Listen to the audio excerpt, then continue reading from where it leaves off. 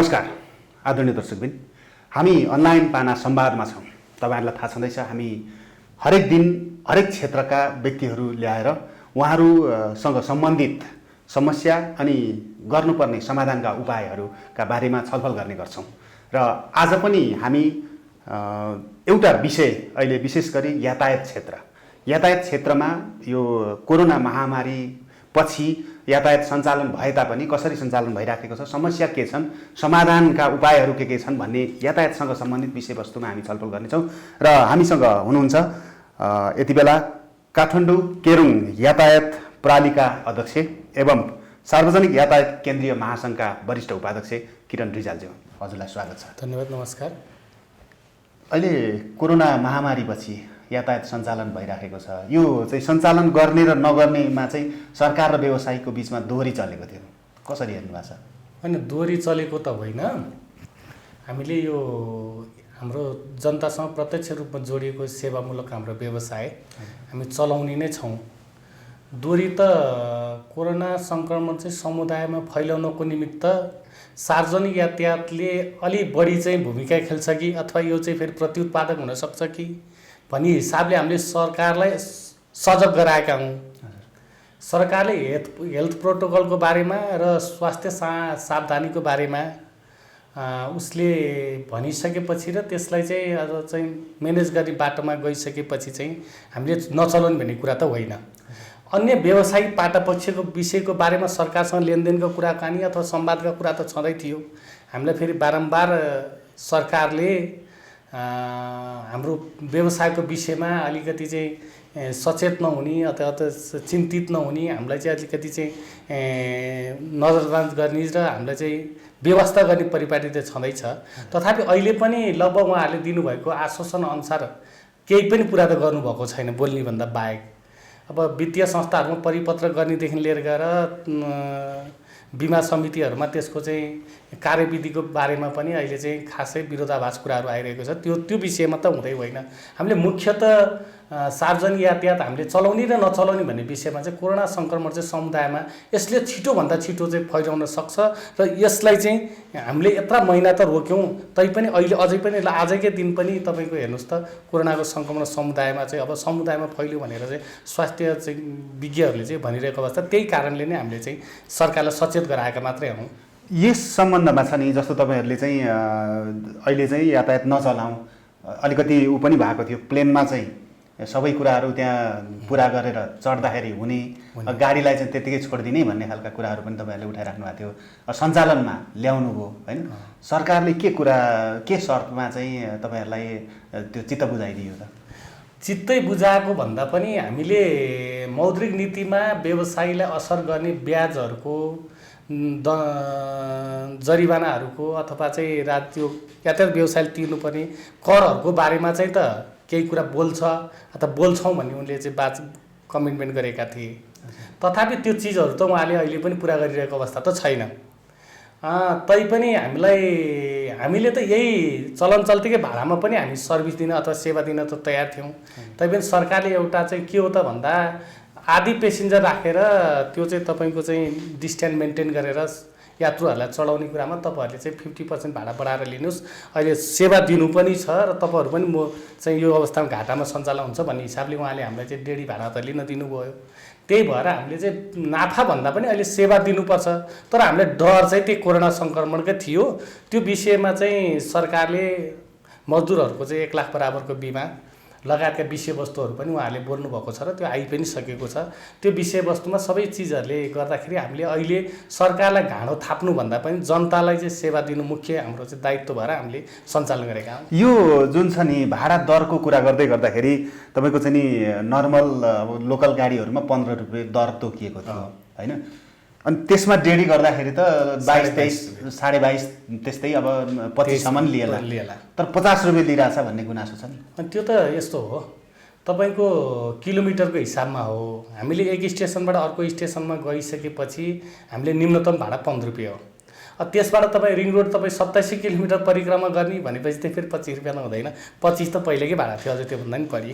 त्यो त दूरी अनुसारको हो। तपाईँको चाहिँ अब फुटुङबाट रत्नपार्क आउनु पर्यो भने 25 रुपियाँ पनि भएन। त्यो त दूरी अनुसारको कुरा हो। दूरीमा एउटा चाहिँ न्यूनतम भाडामा चाहिँ 25 रुपियाँ जति हिजो चाहिँ यातायात व्यवस्था विभागले अथवा सरकारले चाहिँ तोकेको भाडामा चाहिँ 50% बढाउने भनेपछि त्यही रेसियोमा 50 होइन 100 200 500 पनि लिने दूरीहरू त होलान्। त्यो दूरी अनुसारको चाहिँ तपाईँको चाहिँ 50% जोडेर लिएको हो। हजुरले भनेको कुरो चाहिँ हो 50 पनि लिए होलान्, तर 50 भाडा भएको ठाउँमा 35 रुपियाँ थियो होला कि पहिला 35 रुपियाँ सरकारको भाडा थियो होला, त्यसले 50 रुपियाँ लियो। अहिले कस्तो छ त यातायात सञ्चालनको अवस्था, के देख्नु भएको छ? लामो जनताको अहिले चाप अथवा चाहिँ बजार चाहिँ पूर्ण रूपमा सञ्चालन भइरहेको अवस्था छैन। अहिले यातायातमा हामीले घाटैमा व्यवसाय सञ्चालन गरिरहेका छौँ। हाम्रो तेल र मजदुर चालक सहचालकले चाहिँ तपाईँ दिने भत्ता पनि हामीले व्यवस्थापन गर्न सकिरहेको अवस्था छैन। अहिले हामीले सरकारलाई जनतालाई सहयोग गर्नुपर्छ यो परिस्थितिमा। अहिले हामीले न्यू खोज्ने भन्दा नि बरु समाधानका विधिहरू पछि फेरि चाहिँ छलफलका विषयहरू रहलान्। अहिले सरकारले जनतालाई तपाईँले सुविधा दिनुहोस् भनिसकेको स्थितिमा हामीले सुविधा नदिइरहन सकेनौँ। यो जनताको चासोको विषय पनि रह्यो, जनताले उपभोग गर्ने विषय पनि रह्यो। कति मिडियामा पनि देख्यौँ हामी, एउटा चाहिँ डायलिसिस गर्नुपर्ने बिरामी चाहिँ सवारी साधन नपाएर बिचरा ट्याक्सी तिर्ने भाडा तिर्ने पैसा नभएर उसले चाहिँ सार्वजनिक यातायात प्रयोग गर्न नपाएका गुनासाहरू हामीले मिडियाहरूमा पनि देख्यौँ। यस्ता आधारभूत जनताका पीडाहरूलाई मध्यनजर राख्दै अथवा हुने खाने मध्यम वर्गहरूले त तपाईँको चाहिँ मोटरसाइकल गाडी सवारी अन्य सवारी साधनहरू प्रयोग गर्थे, तथापि आधारभूत श्रमजीवी जनता जो श्रमजीवी वर्ग छ त्यो वर्ग चाहिँ सधैँभरि प्राकृतिक विपत्तिदेखि लिएर गएर सधैँभरि मानव जातिलाई पर्न आउने समस्यामा चाहिँ सबैभन्दा बढी चाहिँ पीडामा चाहिँ त्यही वर्ग पर्न जाने हुनाले गर्दा त्यो वर्गीय तपाईँको चाहिँ हामीलाई चाहिँ चिन्ता अथवा त्यो मायाले गर्दा पनि हामीले चाहिँ अहिले चाहिँ यो सार्वजनिक यातायातले चाहिँ त्यो वर्गलाई चाहिँ हामीले सुविधा दिनुपर्छ भन्ने हिसाबले अहिले हामीले सवारी साधन चलाएका हौँ। सुरक्षा चुनौती कतिको देख्नुहुन्छ यातायात क्षेत्रमा अहिले? यातायात क्षेत्रमा सुरक्षा चुनौती त अलिक बढी नै छ। दुर्घटना पछिका सुरक्षा चुनौती अथवा यो अहिले कोरोना महामारीको सुरक्षा चुनौती, यसले त मलाई जहाँसम्म लाग्छ सरकारले अहिले यो सार्वजनिक यातायात नचलाइदिएको भए पनि हुन्थ्यो भन्ने मेरो व्यक्तिगत धारणा हो। फेरि आम रूपमा चाहिँ होइन चलाउनुपर्छ भनिसकेपछि हामीले मात्रै त त्यसलाई त चलाउनु हुन्न भन्ने स्थिति रहन्न। त्यसैले अहिले के हो त भन्दाखेरि अहिले समुदायमा सबैभन्दा छिटो यो सरकारले अथवा यहाँका चाहिँ स्वास्थ्य विज्ञहरूले कसरी बुझिरहेका छन् अथवा त्यो सिसिएमसी अहिले जो चाहिँ यो कोरोनाको चाहिँ विषयमा अलिकति गम्भीर भएर अब उसले चाहिँ एउटा खालको योजना बनाउँछ, त्यो टिमले कसरी बुझिरहेको छ। सार्वजनिक यातायातले सायद मलाई लाग्छ यो कोरोना सङ्क्रमणमा चाहिँ यसले समुदायमा अत्याधिक छिटो चाहिँ यसले चाहिँ सङ्क्रमण फैलाउने सम्भावना बढी छ। त्यसैले यसमा चाहिँ स्वास्थ्य सावधानी अपनाउन र यो जोखिम असाध्यै बढी छ। त्यहाँमाथि पनि हाम्रा मजदुरहरूलाई चाहिँ तपाईँको यो सङ्क्रमणको जोखिम अत्याधिक बढी छ। यो चिजलाई चाहिँ हेल्थ प्रोटोकल चाहिँ अलिकति कडाउका साथ कार्यान्वयन गराउनुपर्छ भन्ने हाम्रो पनि मान्यता हो र त्यो गर्नु पनि पर्छ भन्ने हो। मजदुरहरूको परिचालन चाहिँ कसरी गरिराख्नु भएको छ? यस्तो चुनौती छ नि, यो चुनौतीको सामना कसरी गरिरहेछन् मजदुरहरूले? अब अहिले त आम मान्छे नै के भइसक्यो भन्दा कोरोनाबाट त्यति धेरै त्रसित नभइरहेको अवस्था छ, तर डराउनु पर्ने स्थिति हो, तर डराइरहेको स्थिति छैन। तैपनि मजदुरहरू चाहिँ हामीले चाहिँ कम्तीमा मास्क पन्जा सेनिटाइजर लगायतका चिजहरू चाहिँ उहाँहरूलाई प्रयोग गर्न दिने र सहचालकलाई चाहिँ पैसा लिँदा ओर्दाखेरि सकेसम्म त्यहाँ अहिले डिस्टेन्स मेन्टेन गर्ने विषयमा नै हात मात्र पेसेन्जर राख्ने भएपछि त्यो भौतिक शरीरलाई छोइरहनु पर्ने स्थिति रहन्न। त्यही भएर त्यसबाट पनि दूरी कायम गर्दै चालकले त खासै त्यस्तो धेरै सम्पर्क गरिरहनु पर्दैन। सहचालकले हामीले त्यही खालको चाहिँ प्रशिक्षण गरेका छौँ, उहाँहरूलाई त्यही अनुसारले चाहिँ हामीले चाहिँ भनिरहेका छौँ। उहाँहरूले चाहिँ भौतिक शरीरलाई डिस्टेन्स मेन्टेन गरेर बस्छन्। सरकारले छ नि पछिल्लो समय यो समितिहरूलाई चाहिँ भङ्ग गरेको थियो होइन, त्यस पछाडि पनि यातायात क्षेत्रमा चाहिँ विवाद त कायमै छ नि होइन, के भइराखेको छ अहिले? यो समिति यो चाहिँ निर्देशन ऐन 2018 अन्तर्गत दर्ता भएका संस्थाहरूलाई सहित पनि सरकारले खारेज गर्ने निर्देशन जारी गर्यो। जिल्ला प्रशासन कार्यालयमा दर्ता भएका सङ्घ संस्थाहरू त्यो लगायत निर्देशन ऐन अन्तर्गत दर्ता भएका सङ्घ संस्थाहरू पनि खारेज गर्नुपर्छ भनेर जुन खालको चाहिँ निर्देशन जारी भइसकेपछि उहाँहरूको त्यो सङ्घ संस्थाहरू चाहिँ कम्पनीमा रूपान्तरण हुनुपर्छ भनेर सरकारले भन्यो। कम्पनी ऐन अन्तर्गत चाहिँ सवारी साधनहरू चलाउनुपर्छ भन्ने कुरा भयो। तथापि कतिपय सवारी साधनहरू अथवा सङ्घ संस्थाहरू कम्पनीमा गइरहेको अवस्था छैन। तैपनि त्योभित्र भएका चल अचल सम्पत्तिहरू चाहिँ राष्ट्रियकरण गरिनुपर्छ भन्ने हाम्रो मूल माग हो। किनभने त्यहाँ हजारौँ हजार व्यवसायहरूको त्यो पसिनाबाट आर्जित भएको त्यो सम्पत्ति हो। त्यो के व्यवसायलाई विनियोजन गर्नु पर्यो अथवा वितरण गर्नु पर्यो, होइन भने त्यो राष्ट्रियकरण हुनु पर्यो। यो मुठ्ठीभर तपाईँको यातायातलाई चाहिँ एउटा चाहिँ दोहन गरेर आफ्नो जीविकोपार्जन चलाउने र नेता कर्मचारीदेखि लिएर मुलुकको चाहिँ विभिन्न प्रभावशाली व्यक्तिहरूलाई आफ्नो प्रभावमा पारेर यातायात व्यवसायी र मजदुरहरूलाई जुन किसिमको शोषणको दायरामा उनीहरूले कब्जा गर्न चाहिँ सफल भएका छन्, यसमा यो सार्वजनिक सम्पत्तिलाई अथवा यो चल अचल सम्पत्तिलाई राष्ट्रियकरण गरेर यो यातायात सार्वजनिक यातायात क्षेत्रलाई सम्पूर्ण रूपमा कम्पनी मार्फत सञ्चालन हुने वातावरण तय नहुन्जेलसम्म यो यातायातको भविष्य पनि छैन, यो संरक्षित पनि छैन, यो सुरक्षित पनि छैन र यो यात्रु मैत्री पनि छैन। यसलाई यात्रु मैत्री बनाउनको निमित्त पनि एउटा खालको चाहिँ यसलाई चाहिँ यो अहिले सरकारले नीति तथा कार्यक्रममा बोलेको छ, यो प्राधिकरण मार्फत वास्तविक यातायात व्यवसायको प्रतिनिधित्व हुने गरी वास्तविक यात्रुहरूले त्यो यात्रा गर्दा सहजता प्राप्त गर्ने गरी यो यातायात क्षेत्रलाई हामीले सुचारू गर्न सकिएन भने यातायात योभन्दा पनि अझ चाहिँ तपाईँ विकृतिपूर्ण, विसङ्गतिपूर्ण र अराजक, तपाईँको असुरक्षित र पेसामा तपाईँको चाहिँ अमर्यादित र पेसा चाहिँ तपाईँको चाहिँ लगानी असुरक्षित हुने स्थिति हुन्छ र श्रमको सही मूल्य पनि आउँदैन, पाउँदैन श्रमिकहरूले, किनकि त्यो व्यवसाय नै असुरक्षित अमर्यादित भइसकेपछि त्यहाँ श्रमको पनि सही मूल्य पाउने वातावरण हुँदैन। त्यही भएर तपाईँको चाहिँ सामाजिक सुरक्षा कोषदेखि लिएर गएर सबै विषयवस्तुहरूलाई चाहिँ तपाईँको चाहिँ कार्यान्वयन गराउनको निमित्त चाहिँ यो यातायात प्राधिकरणलाई चाहिँ अलिक वैज्ञानिक तरिकाले यसलाई चाहिँ प्रयोग गर्नुपर्छ भन्ने हाम्रो मान्यता हो। त्यसको निमित्त चाहिँ यातायातमा एउटा सवारी साधनमा फोटो टाँसेर यातायातलाई चाहिँ मागी खानको निमित्त आम यातायात व्यवसायलाई शोषण गर्ने अनि त्यो शोषण गर्ने मान्छे नै त्यो यातायात व्यवसायको चाहिँ नेतृत्व गर्ने भनेर गइसकेपछि यातायातको हकीकत के हुन्छ? हाम्रो अहिले मूल लडाइँ कहाँनिर हो त भन्दा वास्तविक यातायात व्यवसायहरूको चाहिँ नेतृत्व चाहिँ यातायात व्यवसाय हुनु पर्यो।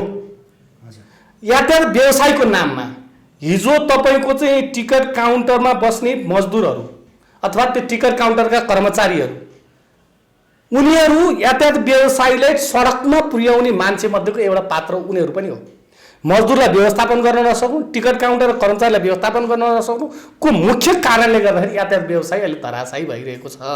यो स्थितिमा त्यस्तै प्रविधि बोकेका मान्छेहरू यातायात व्यवसायको नाममा नेतृत्वमा पुगिसकेपछि त्यो व्यवसाय धराशायी हुनु स्वाभाविकै हो। त्यही भएर हामी अहिले हाम्रो चुनौती कहाँ हो त भन्दा नकारधारी यातायात व्यवसाय जसले आफूलाई चाहिँ यातायात व्यवसायीको चाहिँ नेतृत्व हो भनेर दाबी गरिरहेका छन् तिनीहरूलाई परास्त गर्दै वास्तविक यातायात व्यवसायहरूको प्रतिनिधित्वमूलक सार्वजनिक यातायात केन्द्रीय महासङ्घलाई यातायात व्यवसायको मूल धाराको प्रवाहको रूपमा हामीले चाहिँ स्थापित गर्ने अहिले हाम्रो मुख्य चुनौती छ।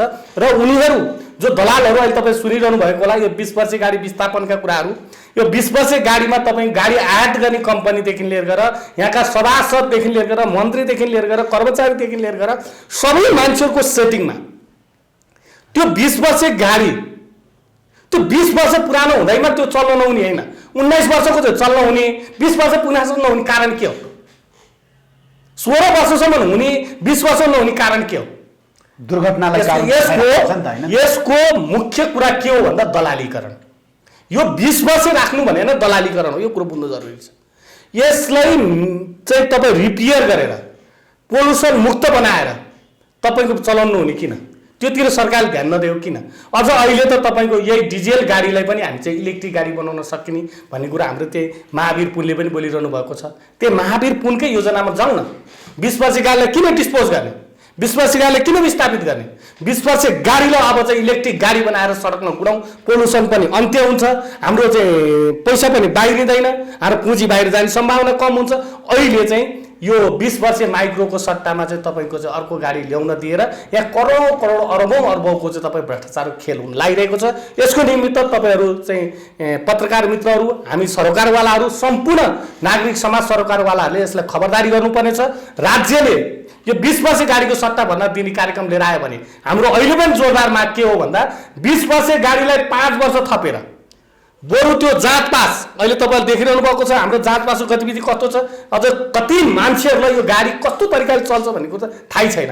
यसका ग्यारेजहरूमा पार्ट्सहरूको व्यवस्थापन कसरी हुन्छ, त्यो चाहिँ रिपेयर गर्ने ठाउँ कस्तो छ, यसको जाँच पास धुवा पोल्युसन कस्तो हुन्छ, जाँच पास कसरी गरिन्छ, त्यो सडक इजाजत पत्र कसरी लिइन्छ, यो यावत कुराहरू त आम नागरिक यो बारेमा जानकारी छैन मेरो विचारमा। भनिदिनु न जानकारी दिनु होइन, यो विषयमा गम्भीर हुन जरुरी छ। हामीले सडक इजाजत अहिले पनि हामीले के भनिरहेका छौँ भने कम्तीमा गाडीको मेसिनरी चिजलाई 1 वर्षको जाँच पासको पिरियड राखियोस्। त्यो गाडी प्रत्यक्ष रूपमा जाँच पास गर्ने ठाउँसम्म गरेर त्यो मेकानिक्स हिसाबले, त्यो गाडी इन्जिनियरिङ हिसाबले सडकमा चल्न उपयुक्त छ कि छैन भनेर जाँच्ने हो जाँच पास गर्ने भनेको। अब जाँच पास गरेको 1 वर्षसम्म यो गाडी सडकमा कुद्न उपयुक्त छ है भनेर दिने, अथवा 6 महिनासम्म चल्न उपयुक्त छ है भनेर दिने हो। हाम्रो माग चाहिँ अहिले 1 वर्ष हो, अहिले यहाँ चलन चाहिँ 6 महिनाको छ। तर त्यो 6 महिना पनि प्राविधिक रूपमा जाँचिँदैन, कागजमा मात्रै जाँचिने हो, प्राविधिक रूपमा जाँचिँदैन। भनिसकेपछि त्यसको व्यवस्थापन राज्यले कहिले गर्ने? यहाँ त कयौँ यातायात मन्त्री फेरिसके, त्यो यातायात व्यवस्था विभागका डिजी कति फेरिसके। तपाईँलाई यातायात त्यो चाहिँ गाडीको सवारी जाँचको कुरा मात्र होइन, यहाँ लाइसेन्स प्रोभाइडका कुरा, सवारी करका कुरा, त्यो सवारी त्यो किताब त्यो के अरे चाहिँ बिलबुक नवीकरणका कुरा, यी सबै चिजहरू अव्यवस्थित अव्यवहारिक छन्। यो चिजलाई हामीले अहिले पनि के भनेका छौँ भने बरु 15,000 लिने ठाउँमा 20,000 लिनुहोस्, अग्रिमै लिनुहोस्, अगाडि अघिल्लो वर्ष लिनुहोस्, कम्तीमा सबै कर एकैचोटि वर्षमा लिनुहोस्। हामीलाई त्यो 4-4 महिना 3-3 महिनाको झन्झट त्यो सडक त्यो इजाजत पत्रमा नदिनुहोस्। 6 महिना यता जाँच पासको पिरियड राखिदिन्छ, त्यो जाँच पासको पिरियडभित्र सडक चाहिँ इजाजत पत्र तपाईँको चाहिँ सडक रोड पर्मिट चाहिँ तपाईँ नवीकरण गर्ने समय राखिदिया हुन्छ। त्यो बिचमा 4-4 महिना 15 दिन ढिला भने डबलभन्दा बढी जरिवाना हुन्छ। त्यो भन्दा त बरु गाडी कहाँ पुग्यो होला, सम्भव छ?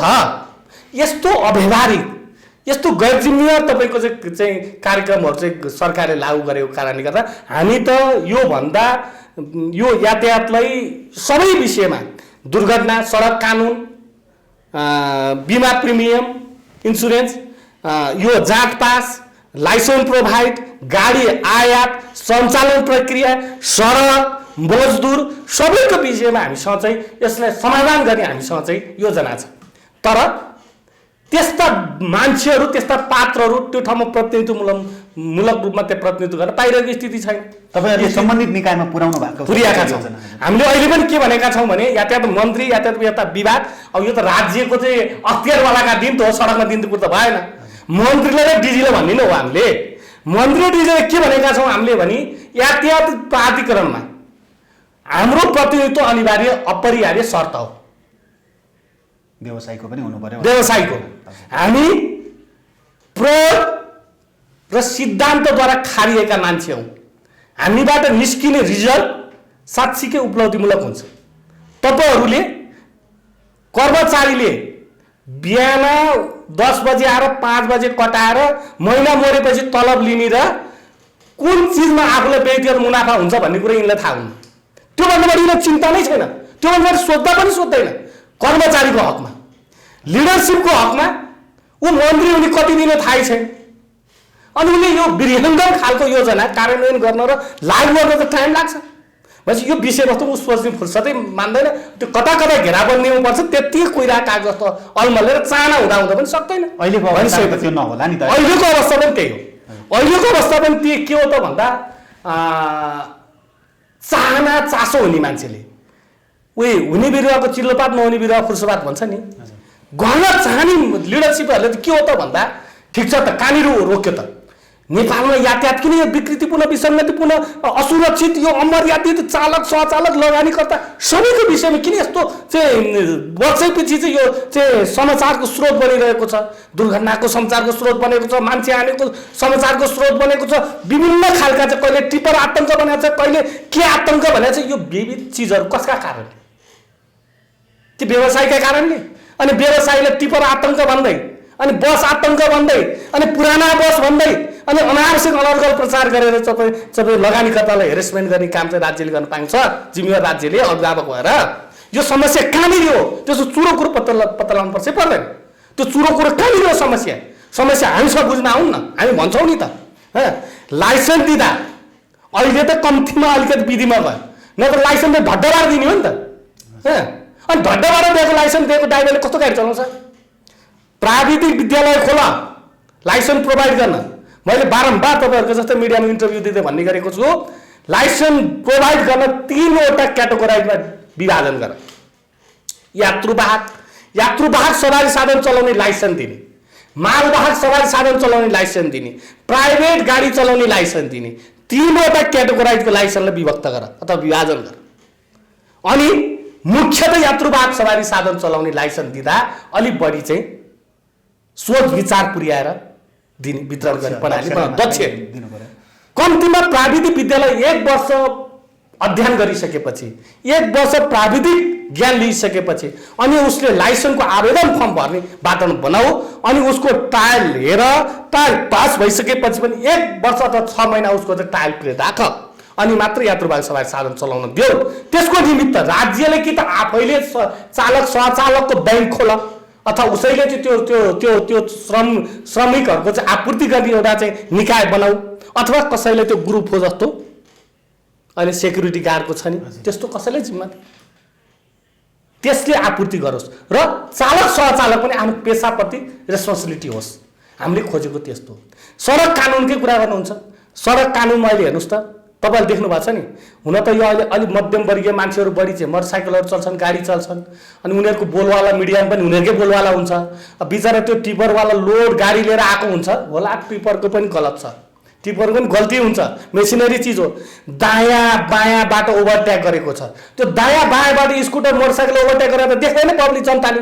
जब डङ्ग टिपरले ठक्कर दिएर फिल्डमा लड्छ तब चाहिँ तपाईँको चाहिँ जनताले देख्छ। र अनि के देख्छ जनताले भन्दा टिपरले मोटरसाइकल स्कुटर हालेर चाहिँ थरै मारेको देख्छ। उसले राइट लेफ्ट ट्राफिक रुल्स उल्लङ्घन गरेर उसले चलाएको त याद गरेर हाल्दैन मान्छेले। भनिसकेपछि यो यावत चिजहरू सडक दुर्घटना सबै चिजहरूलाई अन्त्य गर्नको निमित्त यो विषयमा गम्भीर रूपमा सरकारले सोच्न र यो विषयमा गम्भीर रूपमा चाहिँ समाधान गर्नको निमित्त योसँग ज्ञान भएका मान्छेहरू, अनुभवजन्य मान्छेहरू, प्रयोगद्वारा सिद्ध भएका मान्छेहरूको सहभागिता बिना बन्ने यातायात प्राधिकरणले अबको भविष्यमा सडक र यातायातलाई सभ्यतासँग, राज्यको सभ्यतासँग, संस्कारसँग जोड्न सक्छ। हाम्रो अहिले चिन्ता यहीँनिर हो। एकातिर यातायात व्यवसायको नाममा दलाल माफियाहरू एउटा ठुलो तपाईँको घरानिया भएर कब्जा गरिरहेको अवस्था, अर्कोतिर सर्वसाधारण जनताले प्रयोग गर्ने सडक कानुनदेखि लिएर सवारी साधनका चाहिँ तपाईँको गुणस्तरका विषयवस्तुहरू यस्तो अव्यवस्थित हुनु, सडक त्यस्तै खालको हुनु, सडकको संरचना पनि त्यस्तै हुनु, सडकको संरचना पनि बदल्नुपर्छ। यो व्यापक विषयमा यसमा हामीले छलफल गर्न जरुरी छ। त्यसैले तपाईहरू जतिका हामी जतिका चाहिँ जिम्मेवार मान्छेले अबका दिनमा, अबका केही वर्षमै यो मुलुकलाई पर्यावरणीय हिसाबले पनि मानव जातिलाई असर नगर्ने यो डिजेल र तपाईँको चाहिँ ऊर्जाको स्रोत दुईवटा डिजेल, पेट्रोलियम पदार्थ र तपाईँ युरेनियमको अब हाम्रो नेपाल सरकारले अब यसलाई विश्वव्यापी रूपमा विरोध गर्ने र प्रयोगलाई अन्त्य गर्नुपर्छ भने जानुपर्छ। अब हामीले बिजुली हो, अब हामीले बिजुलीको कुरा गर्दै गर्दा विद्युतीय सवारी साधन ल्याउने नहुने अहिलेको अवस्था छ नि त। सरकारले त त्यसमा बन्देज लगाएको छ। फेरि बन्देज लगाएको होइन, कर बढाएको हो। अब त्यो करलाई पनि अहिलेको वर्षमा व्यवसायले त बन्दै गर्न खोजेको भने नि त होइन, त्यो बन्दै गर्न खोजेको देख्दा त त्यही देखिन्छ। अर्थमन्त्रीज्यूले के बुझ्नुभयो मलाई थाहा छैन। हेर्नुहोस्, यो मैले अहिले हाम्रो व्यवसायले दिन छुटको विषय नै बोलेँ। हाम्रो हायर पर्चेज लोन चाहिँ जम्मै प्राइभेट अथवा चाहिँ उसको वित्तीय संस्थाहरूबाट 80% 90% लगानी गरेको छ। बैंक वित्तीय संस्थाहरूले चाहिँ अहिलेको वर्ष घाटा होइन कि नाफा कमाउन पनि हुँदैन।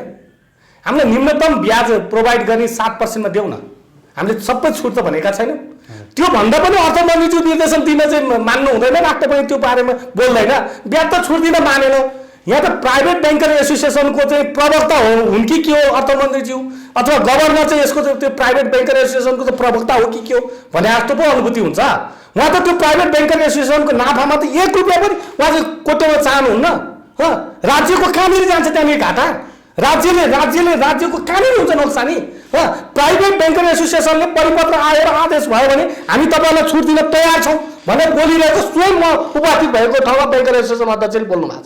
तर गभर्नर कहाँ र अर्थमन्त्री कहाँ जान्छौँ हामी होइन बैंक छुट दियो भने त हामीले बोल्न मिल्दैन भन्नुहुन्छ भने चिज के हो चिज कहाँनिर भनेको बुझ्नु पर्यो परेन अरू अर्थमन्त्रीज्यू र गभर्नरज्यूको यहाँ लगानी कहाँनिर छ भनेर खोज्नुपर्ने स्थिति छ छैन हामीले भनेपछि यो मुलुक चलाएको कसले यो मुलुक अर्थमन्त्रीज्यूले यो आर्थिक रूपमा उहाँले चलाउनुहुन्छ या अरू बाहिर यो सब सरकार राख्ने मान्छेहरूले चलाउँछन् यो गम्भीर विषय छ तपाईँ हामीले खोज्नुपर्छ यो मुलुक सरकारभन्दा बाहिरबाट चलाउँछन् माफियाहरूले ठुला व्यवसायी घरानाका माफियाहरू ठुला बीचका बिचौलियाहरूले यो मुलुक चलाउँछन् यो अहिले इलेक्ट्रिक गाडीको भन्छ वृद्धि गर्ने र हामी विश्वव्यापी रूपमा तपाईँको चाहिँ पेट्रोलियम र तपाईँको युरेनियमको प्रयोगलाई चाहिँ निषेध गर्नुपर्छ भनेर यो विश्वको सबैभन्दा सुन्दर मुलुक नेपाल हिमालय मुलुकबाट चाहिँ विश्वमा एउटा चाहिँ आह्वान अथवा अभियान चलाउनु पर्ने बेलामा चाहिँ विद्युतीय गाडीमा चाहिँ भन्सार चाहिँ बढाइदिएर रोक लगाउनु भनेपछि यो जस्तो गम्भीर चुनौती योभन्दा गम्भीर समस्याको विषय अरू के हुनसक्छ यो विषय चान्चुन तरिकाले आइरहेको छैन यो विषय सामान्य तरिकाले आएको छैन यो यसमा ठुलो तपाईँको चाहिँ योजना र तपाईँको चाहिँ नियत राखेर आइएको छ त्यसैले यो हामी मैले अघि पनि भने यो विद्युतीय बिजुलीको गाडी मात्रै होइन हामी सिङ्गो रूपमा मानव जातिलाई पर्यावरणीय हिसाबमा सबै प्राकृतिक स्रोत साधनमाथि चाहिँ तपाईँको चाहिँ नराम्रो पर्यावरणीय वातावरण फैलाउने यो पेट्रोलियम र युरेनियमलाई चाहिँ प्रयोगबाटै बन्द गराउने चाहिँ अभियानको चाहिँ नेतृत्व गर्नुपर्ने हाम्रो देश मुलुक यो मुलुक अनि आफू चाहिँ झन् विद्युतीय गाडीमा चाहिँ तपाईँको चाहिँ रोक भन्सार बढाएर डिजल पेट्रोल चाहिँ आयात गर्ने गाडी चाहिँ प्रोत्साहन गर्न खोज्छ भनेपछि चित्त गम्भीर छ नि त किरण रिजालज्यू हामी अन्तिममा छौँ अब हजुर तपाईँलाई मैले अन्तिम प्रश्न दीर्घकालीन प्रभावका कुराहरू हामीले गऱ्यौँ होइन त्यसमा बहस गर्नुपर्ने धेरै पक्षहरूसँग बहस गर्नुपर्ने जरुरी पनि देखियो होइन हजुर अबको दिनमा यो महामारी पछिको अवस्था छ नि यो 3-4 महिना अझै पनि यातायातका साधन यो सवारी साधनहरू त चलेका छैनन् लामो दूरीका चलेका छैनन् एक जिल्लाबाट अर्को जिल्ला चलेका छैनन् होइन यहीँ पनि लोकल गाडीहरू पनि पुरै चलेका छैनन् होइन डरै छ कतिका किस्ता तिर्न पर्ने होलान् होइन कतिको के होलान् अब यसमा चाहिँ व्यवसायीहरूलाई सुविधा दिलाउनको लागि तपाईँहरूले के गर्नुभएको छ त्यही त मैले अघि भने नि त हामीले के भन्यौँ भने नि हामीले माग्दाखेरि मेन मुख्य विषयवस्तुहरू माग गऱ्यौँ दिँदाखेरि हामीलाई मुठीमा दियो हजुर हामीले पाथी माग्यौँ मुठीमा दियो तपाईँ आफै भन्नुहोस् समस्या यहाँनिर छ हामीलाई पुनर्कर्जा त्यो लोन हो हाम्रो माथि थपिने भार हो हामीले के भन्यौँ भन्दा ब्याजमा छुट देऊ भने मुख्य विषयवस्तु हाम्रो माग त्यो अहिले प्राइभेट ब्याङ्कहरूले यत्रा वर्ष हामीसँग नाफा कमाएका छन् अहिलेको वर्ष घाटा होइन नाफा चाहिँ कम लिउँ न त घाटा होइन तपाईँहरूसँग घाटा लागेर हामीलाई सुविधा दिनुहोस् भनेको छैन उहाँले नाफामा कम गरेर हामीलाई सुविधा दिनुहोस् न्यूनतम ब्याज 7% त लगानी ब्याङ्कहरूले गरेका छन् ठुल्ठुलो कम्पनीहरूले अथवा लगानी त त्यही रेसियोमा गरेका छन् 7 देखि 8% गर्ने कम्तीमा घटीमा लगानी गर्ने त्यतिमा गर्ने हामीलाई त 12, 14, 16% ल्याएर विकास बैङ्कहरूले सबै विकास बैङ्कदेखि गवर्गका फिनान्सियल संस्थाहरूसम्मलाई हामीलाई 7% ब्याजमा झार्दैौ न हामीले छुटे सबै टोटल त भनेनौ नि यो कम्तीमा चाहिँ चैत महिनादेखि लिएर अहिले भदौ महिनासम्मको अथवा लकडाउन कहिलेसम्म रहन्छ त्यसले सम्पूर्णलाई 7% ब्याजमा चाहिँ तपाईँको चाहिँ हिसाब गरिदेऊ त्यो पैसा पनि हामीले साउमा गाप्देऊ कर्जाको तपाईँको चाहिँ किस्ताको चाहिँ पुनःतालिकीकरण गरिदेऊ अनि त्यो त्यहाँ तिर्न पर्ने चाहिँ तपाईँको दण्ड जरिवानाहरूको मिना गरिदेऊ र हामीलाई यो गाडी बसेको बेलामा बिमा प्रिमियम छुट गर्छ यति हो हामीले गरेको माग गरे नि यति हो अहिले अरू सबै कुरा बोले मुख्य कुरा चाहिँ तपाईँ ब्याज मिना गर्ने कुरा मैले अघि पनि भने प्राइभेट ब्याङ्कर एसोसिएसनका चाहिँ टिमहरू दिन तयार छन् तब हाम्रो गभर्नर र अर्थमन्त्रीज्यू दिन तयार छैन भनेपछि के हो यो कुरो बुझ्न सकेन वा सरकारले दिन सक्दैन भन्नुहुन्छ सरकारले दिने हो त्यो सरकारले भार पर्ने चिज होइन नि त्यो उहाँले बोलिदिने कुरा हो ल ब्याङ्कर एसोसिएसनका साथीहरू यत्रो वर्ष तपाईँहरूले चाहिँ मुनाफा कमाउनु भयो अहिले पालि कम्तीमा चाहिँ यो अलिक बढी प्रभावित यातायात सार्वजनिक यातायात क्षेत्र र तपाईँको त्यो पर्यटन होटल मजदुर चाहिँ र अन्य यो चाहिँ तपाईँको चाहिँ फिल्म लाइन लगायत चाहिँ पार्टी प्यालेस होटलहरूमा नि असर परेका छन् यो अलिक बढी असर परेको क्षेत्रको चाहिँ ब्याजलाई त 80% लिइदिनुहोस् है तपाईँले अझ म त 5% भन्दा बढी नलिनुहोस् भन्छु त्यो भनेर उहाँले बोलिदिनु भएको भए अहिले समस्या हुन्थ्यो हामीले यही माग राखेर गएका हौँ तर त्यो माग पुरा भएन अब हामी निकट भविष्यमै यस्तो खालको झुक्क्याउने ललाउने फकाउने र हामीलाई चाहिँ परिबन्धमा पारेर यातायात सञ्चालन गर्नै बाध्य बनाउने जुन चाहिँ परिपाटी सरकारले रच्दै आएको छ यो चिजले भोलि सरकारलाई गम्भीर समस्या पैदा गर्न सक्छ यो बेलामा सोचोस् भने हामी अनुरोध गर्न चाहन्छु। हस्, समय दिनुभयो, धन्यवाद। हस्, धन्यवाद। मेरा कुराहरू केही राख्न दिनुभयो, यसको निमित्त धन्यवाद।